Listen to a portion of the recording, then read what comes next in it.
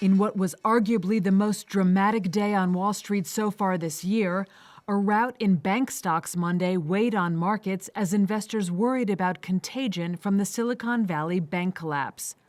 But you might not be able to tell by the closing numbers of the main indexes.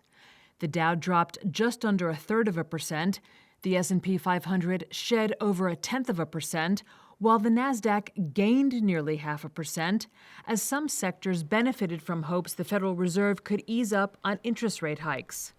SVB's sudden failure on Friday, as well as Signature Bank, which was shut down by regulators Sunday, had investors worried about risks to other banks, despite extraordinary efforts by the U.S. government to protect depositors.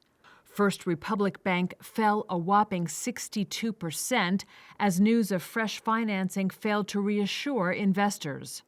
Western Alliance plummeted 47%, and PacWest dropped 21%. Trading in the stocks was halted several times.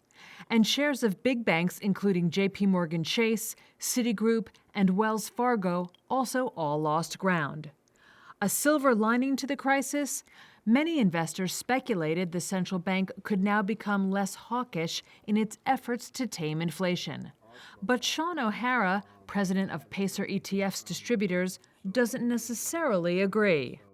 I would have to go with what they've been saying, which is they're going to continue to raise rates until they can tamp down inflation, and that job's not even close to being done yet. This maybe they'll change tune and use this as the excuse to sort of chicken out. I don't know. And so that leads us to the big question about whether we will or we won't have a recession, and if we do, how big of a recession is it going to be? Outside the banking industry, Pfizer shares rose after the drug maker said it would buy biotech company Seagen for nearly $43 billion.